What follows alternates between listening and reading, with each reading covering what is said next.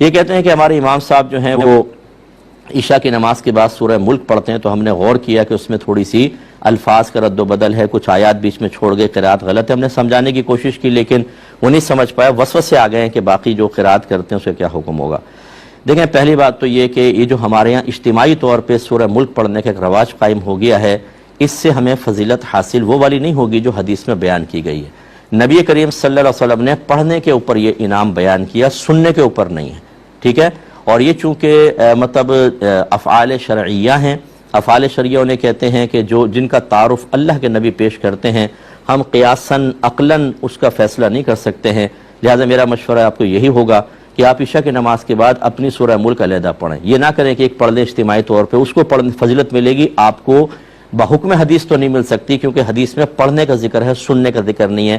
ہم اپنے پاس سے پڑھنے کو سننا اور سننے کو پڑھنا نہیں کر سکتے ہیں۔ یاد رکھیں نکاح کے اندر قول کہنا ہوگا، اگر کوئی اور قبول کر لے اور دولہا سن لے خالی تو کیا ہو جائے گا نکاح؟ نہیں، سننے کا وہ اس کو کہنا ہے، منہ سے الفاظ ادا کرنے ہیں۔ اس کا مطلب ہے کہ کہنا بعض جگہ ضروری ہوتا ہے اور بعض جگہ سننے سے بھی کام چل جاتا ہے، لیکن یہاں پر ایسا نہیں ہے۔ تو دوسری بات جو غلطی کی ہے اس پہ میں کلام کرتا ہوں لیکن ایک مختصر سے بریک کے بعد۔ بسم اللہ الرحمن الرحیم۔ دوسرا جو آپ نے فرمایا کہ کچھ ہمیں الفاظ کی غلطی نظر آئی تو وہ سورہ ملک کے اندر نظر آئی۔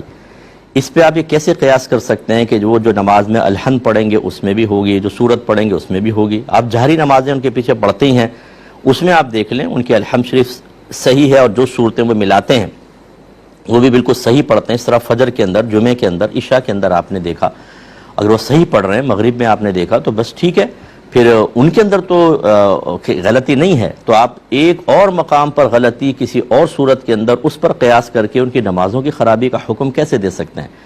ہاں اگر آپ کو مستقل بنیادوں پہ کوئی خرابی نظر آئی ہے وہ ایک الگ بات ہے، یعنی عام نمازوں کے اندر بھی وہ ایک الگ بات ہے، لیکن آپ نے اس کا ذکر نہیں کیا۔ اور یہ آخری بات بس سمجھ لیجئے، خصوصاً جو ینگسٹرز ہیں ہمارے، نئے نئے بچے دین کی طرف آتے ہیں اور یہ مفتی بن جاتے ہیں، اس امام کے پیچھے نماز نہیں پڑھیں گے، کیوں؟ ان کا عین واضح نہیں نکلتا، ہا صحیح نہیں نکالتے۔ میرے بچوں اچھی طرح یاد رکھیں کہ امام کے لیے صحیح مخارج کے ساتھ الفاظ کو ادا کرنا واجب ہے، آپ کو صحیح سنانا واجب نہیں ہے، ورنہ آپ ثابت کریں ذرا۔ میں نے خود کتنے بالغان کو مدرسہ پڑھایا ہے، وہ ان کو کہتے ہیں عین نکالیں، عین بولو، ان کا عین نکلتا ہی نہیں ہے، لیکن جب وہ پڑھ رہے ہیں تو نستعین، وہ ایسے عین نستعین یوں کریں گے، ہمیں عین نہیں سن رہا لیکن وہ صحیح مقام سے نکال رہے ہیں۔ صحیح مقام سے نکالنا واجب تھا، نہ یہ کہ آپ کو سنانا بھی واجب۔ اب بیچارے کے تلفظ زبان پہ نہیں چڑھ رہا تو پھر اس کا مطلب وہ تو نماز نہیں پڑھا سکتا۔